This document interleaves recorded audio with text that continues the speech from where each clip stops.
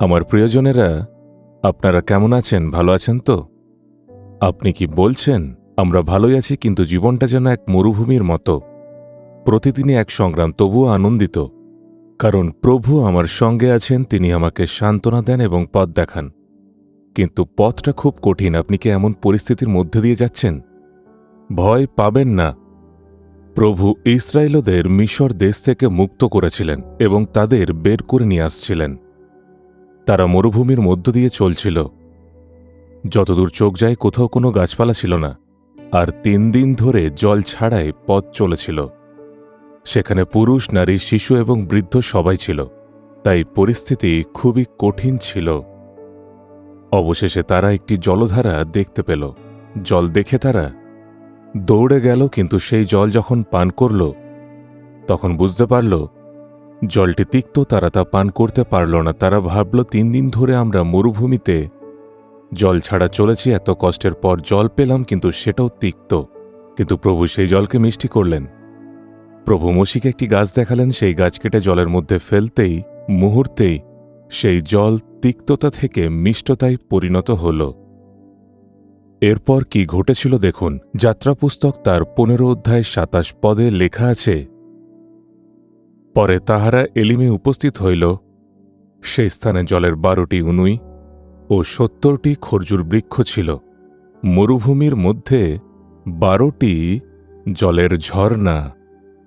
ইসরায়েলের 12টি গোত্রের জন্য একটি করে ঝর্ণা।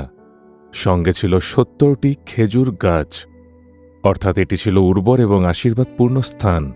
আমি যে জায়গায় দাঁড়িয়ে আছি সেটিও সমুদ্র তীরের এক মরুভূমির মতো মনে হয়, কিন্তু এখানেও একটি ঝর্ণা আছে। এর জল খুবই ভালো। এটা সত্যি আশ্চর্যজনক। এখানে মাটির নিচে ব্যবস্থা করা হয়েছে, আর জলটি খুবই মিষ্টি এবং সুস্বাদু। দেখুন, এই সমুদ্র তীরেও প্রভু একটি ঝর্ণা রেখেছেন, যাতে তৃষ্ণার্ত মানুষ তাদের তৃষ্ণা মেটায়। আপনার জীবনে হয়তো আজ মরুভূমির মতো, হয়তো মারার মতো কোনো তিক্ত অভিজ্ঞতার মধ্যে দিয়ে যাচ্ছেন। কিন্তু যদি এলিমের উর্বর ঝর্ণা দেখতে চান, তবে আগে মারা অতিক্রম করতে হবে। আজ হয়তো আপনার জীবনে কোনো মারার মতো তিক্ত বিষয় রয়েছে। আপনার ব্যক্তিগত জীবনে, পরিবারে বা সেবা কাজে কিছু তিক্ত অভিজ্ঞতা এসেছে। হয়তো আপনার কাজের ক্ষেত্রে, স্বামী বা সন্তানের বিষয়ে এমন কিছু ঘটেছে যা আপনার হৃদয়কে ব্যথিত করেছে। নিরুৎসাহ হবেন না। এই সময় পার হয়ে গেলে আপনার জন্য অপেক্ষা করছে এক সুন্দর এলিম এবং উর্বর ঝর্ণার আশীর্বাদ। মারা পার হলে এলিমের সমৃদ্ধি দেখা যায়। প্রভু আপনাকে চিরকাল তিক্ততার মধ্যে রাখবেন না। এই তিক্ততা পরিবর্তিত হবে। প্রভু আপনার তিক্ততাকে মিষ্টতায় পরিণত করবেন এবং আপনাকে ঝর্ণার পাশে বিশ্রাম দেবেন। তিনি আপনাকে সম্পূর্ণ আনন্দে পূর্ণ করবেন। মারার তিক্ততার পরেই আসে এলিমের আশীর্বাদ। আপনার জন্য সেই এলিমের আশীর্বাদ সংরক্ষিত আছে। তাই উদ্বিগ্ন হবেন না। আপনি হয়তো জিজ্ঞাসা করছেন, এই তিক্ততার সঙ্গে আমি কি করব? প্রভু মোশিকে একটি গাছ দেখিয়েছিলেন। সেই গাছ হল ক্রুশ। প্রভু যীশু আমাদের জন্য তিক্ততার স্বাদ গ্রহণ করেন। তিনি আমাদের সমস্ত তিক্ত অভিজ্ঞতা নিজের উপর নিয়েছিলেন। তিনি সমস্ত ব্যথা, অপমান, দুঃখ, কষ্ট এবং যন্ত্রণা বহন করেছিলেন।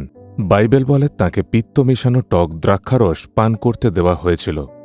তিনি ক্রুশের উপর সমস্ত তিক্ততা বহন করেছিলেন। তাই ক্রুশের দিকে তাকান, ক্রুশে ঝুলন্ত যিশুর দিকে তাকান। আপনার সমস্ত তিক্ততা পরিবর্তিত হবে। তার দিকে তাকিয়ে বলুন, প্রভু, তুমি আমার জীবনের সমস্ত তিক্ততা ক্রুশের উপর বহন করেছ। তুমি আমার তিক্ততাকে মিষ্টতায় পরিবর্তন করতে পারো, আর তুমি আমাকে এলিমের সমৃদ্ধির দিকে নিয়ে যেতে পারো। আমি তা বিশ্বাস করি। এভাবে বলুন, এক অলৌকিক ঘটনা ঘটবে। প্রভু যীশু, তুমি ক্রুশের উপর আমার সমস্ত ব্যথা এবং তিক্ততা বহন করেছ। আমি ক্রুশে ঝুলন্ত যিশুর দিকে তাকিয়ে আছি।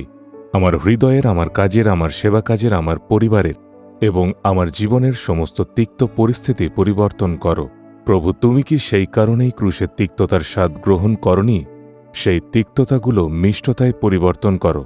আমি বিশ্বাস করি তুমি আমাকে এলিমের দিকে নিয়ে যাচ্ছ, আর আমি সমৃদ্ধির দিনগুলো দেখতে চলেছি। যিশুর নামে আমেন, আমেন।